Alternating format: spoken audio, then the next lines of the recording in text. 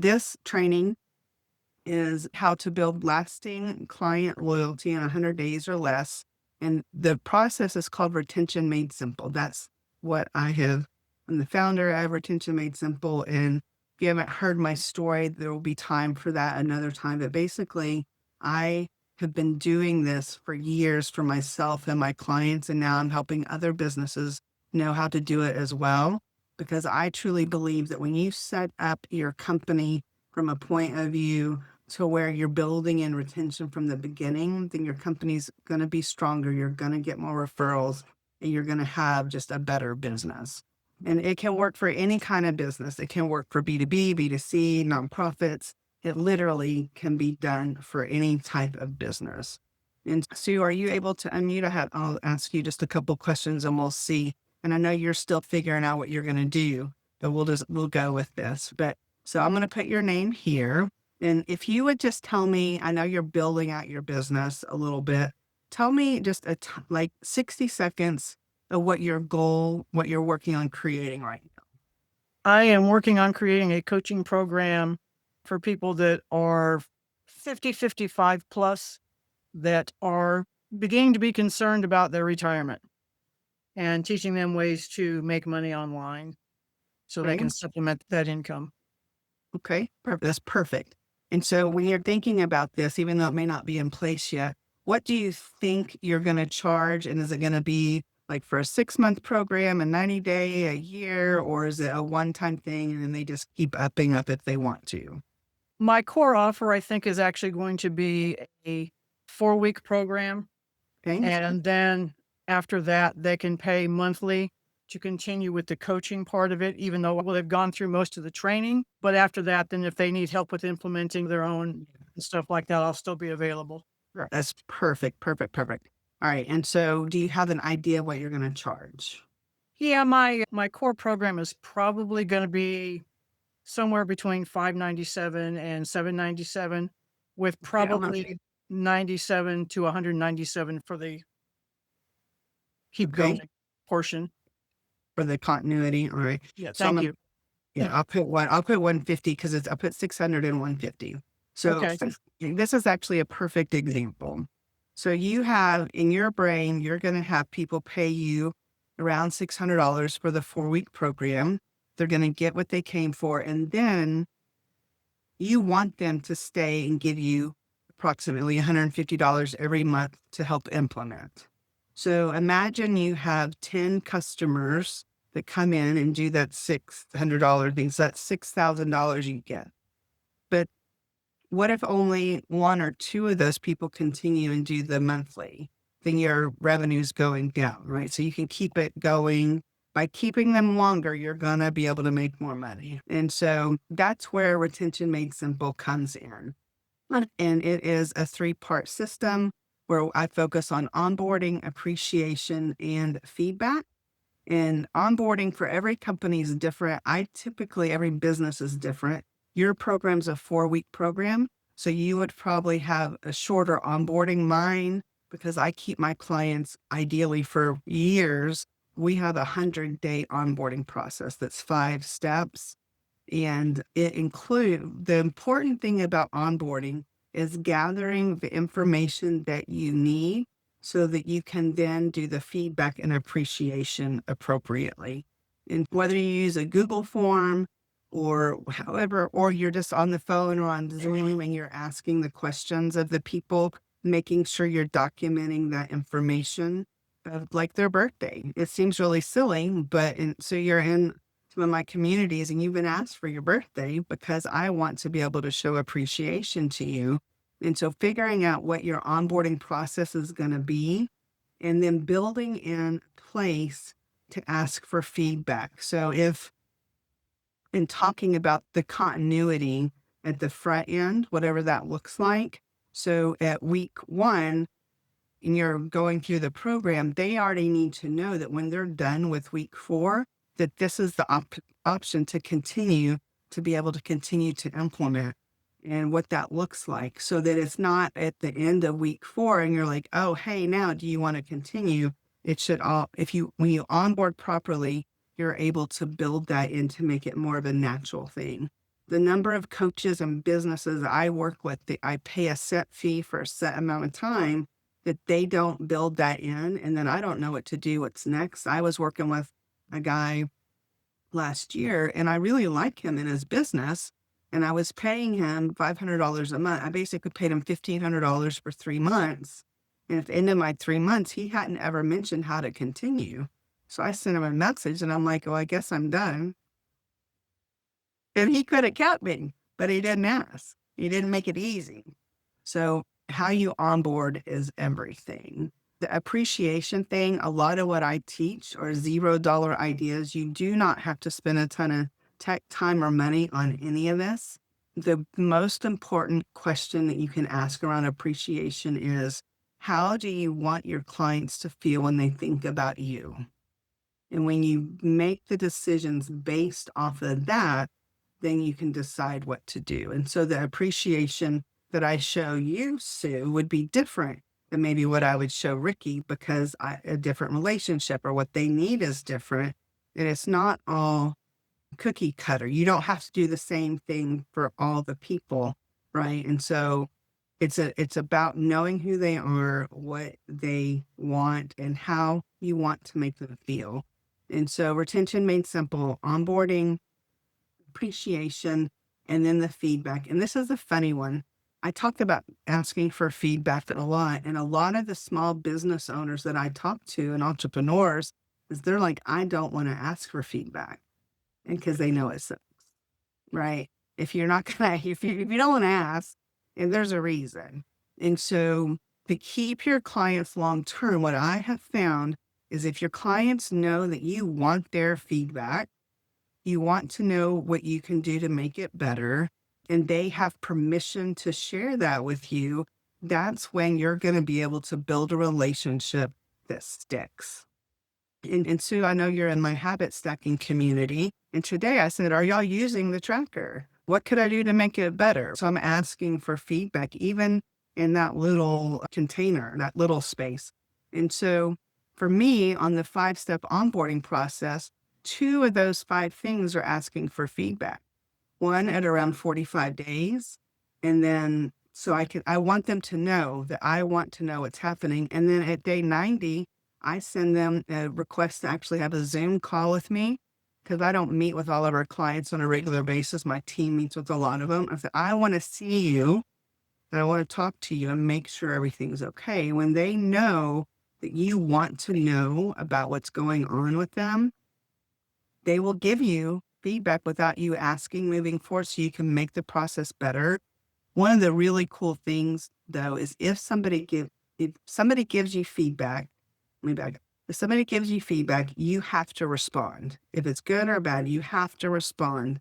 But the really cool thing is if somebody gives you feedback, say, Sue, if you comment on that post, and I haven't been back in school yet to check, but if you give me feedback about the spreadsheet and you say this would make it better, and I actually implement that, and then I make sure, hey, Sue, I took your suggestion, that's going to build in a layer of trust and understanding that I truly do want the feedback, that no amount of marketing, that nothing else will be able to buy that level of buy-in from your clients. So that is the very super high level onboarding, appreciation, feedback. That is what I teach in Retention Made Simple. I always want to do this quick little demo to show you what it looks like, because if I don't do that first, then the sticky note tip I'm about to give you won't make sense, because you won't know where to fit it in.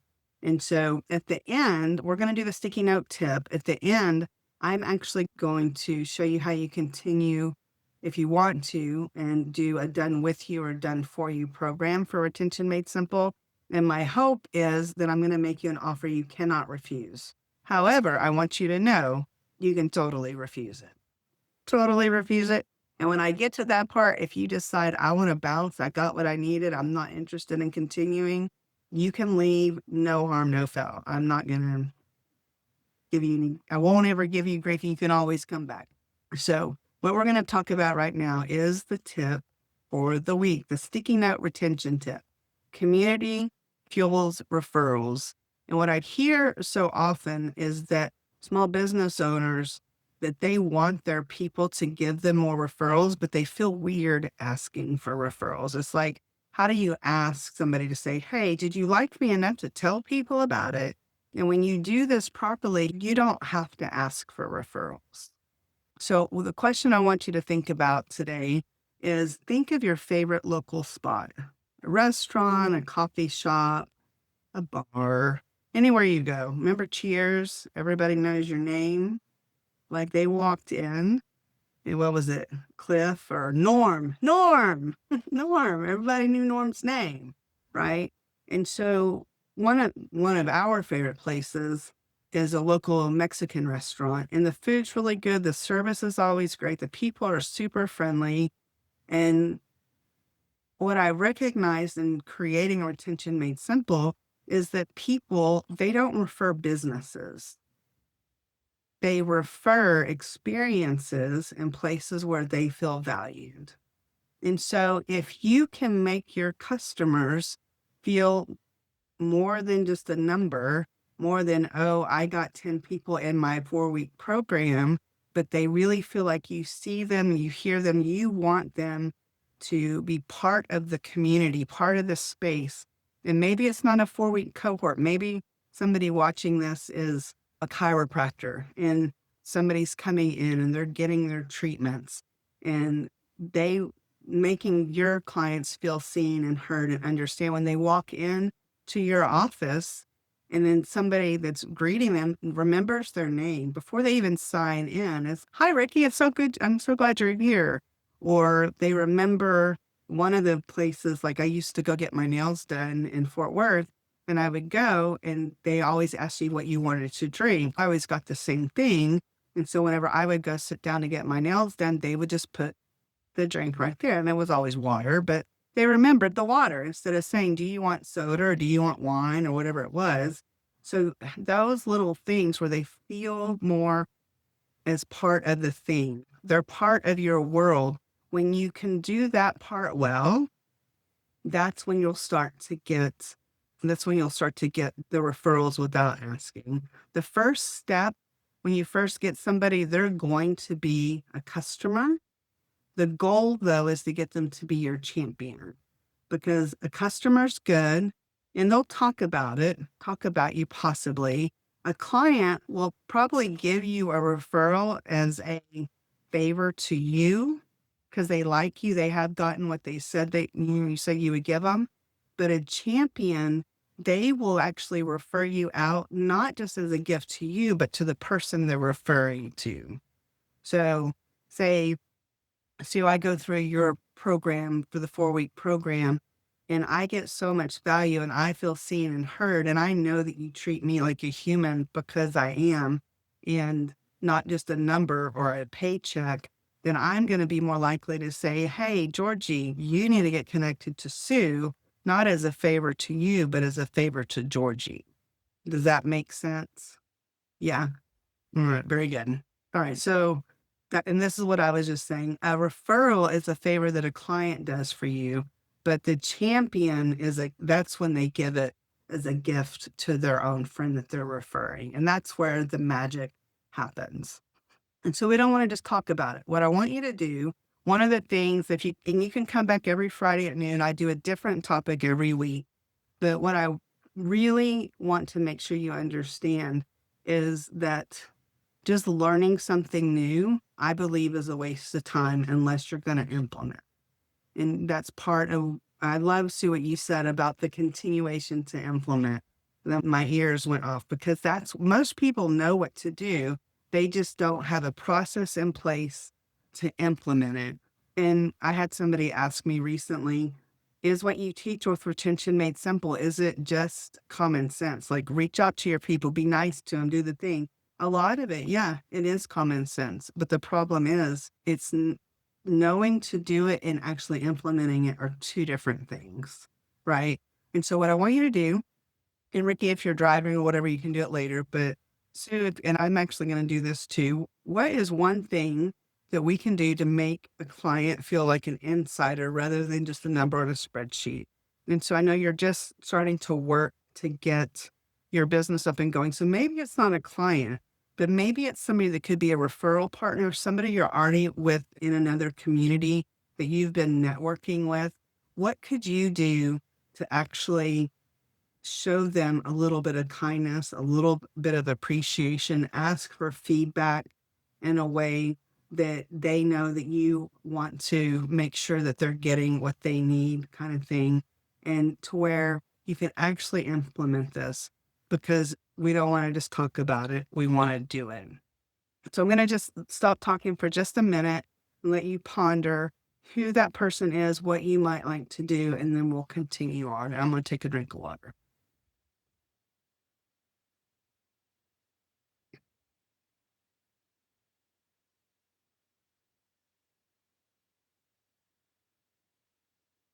So do you have any questions or feedback? No, I'm just busy thinking. Yeah. Okay. Right. Yeah. And so for you, I know it's a little different because you're still setting stuff up, but just at gut level, is there somebody that came to mind? Yeah, there's another community owner that I could definitely collaborate with. Mm. Yeah. And so when you do that from the place of humanity instead of just trying to reach your goal, it's completely different. I did the podcast this week. It's on YouTube and it's on Spotify and all the other places now. And I was talking about how I had a relationship fail. When I did that wrong, I reached out to somebody and I was so excited because I saw the potential collaborative work we could do. And I reached out to her in a way as if I already knew her and I didn't. And it was not it and it was bad. So if you want to know what I did and how I fixed it, you can listen to that. It's everywhere. But I yeah, actually did. you did listen to it already? It was so embarrassing. I felt like literally, yeah, it was not good. But I was really proud of how I handled it, right? And I was able to make it right. And I feel if I ever needed to reach out to her again, that she would receive me, like that we've cleared the air, everything's good. But even though I teach this stuff, I still don't do it right all the time. And yeah. All right. So, Sue, I would love to hear back later. You don't have to tell me what you're going to do or whatever. But if you actually reach out to that person and make an effort to do this, I would just love, just send me a thing. I did it. And I would love to know that. And so here's the thing that I want you to hear: community and making someone feel seen and heard and doing this retention made simple process. It doesn't just create referrals, it creates relationships that last. And that's what everything we do in life is based on relationships. So figuring out how to make that better is really important.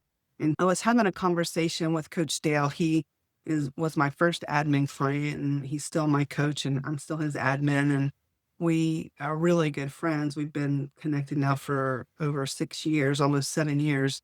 I guess it has been seven.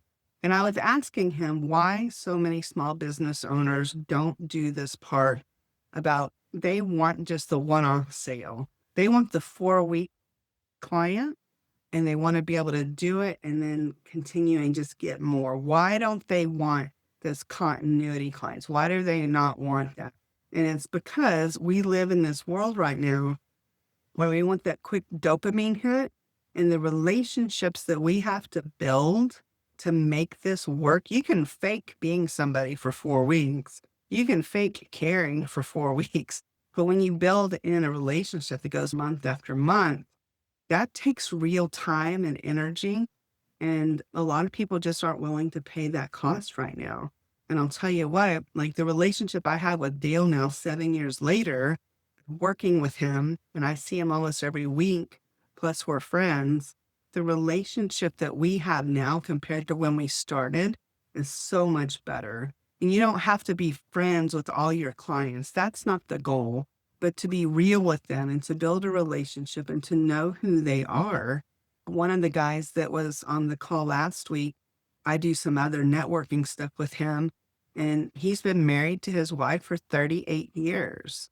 And knowing that about him and just being able to then show appreciation to him that includes his wife, because I know that about him, the relationships are just everything. Yeah. Any feedback on that? And Ricky, if you can unmute, I'd love to hear from you, but I know you were putting stuff in the chat earlier.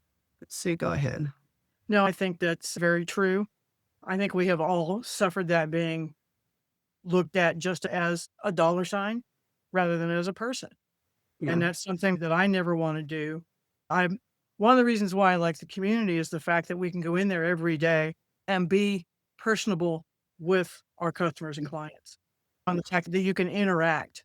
It's just that to me is the way to build a business. I Yeah. was a bookseller for a lot of years, and that's a very personal touch business. You were a what for many years? Bookseller, Oh, bookseller. Really? What kind of books? all kinds of general bookstore. Oh, Um, okay. We have something in common. My dad and our family have been in the book business as well, where they sold automotive labor guides and repair manual, mhm, Chilton's motor and all that stuff. all that stuff, And yeah.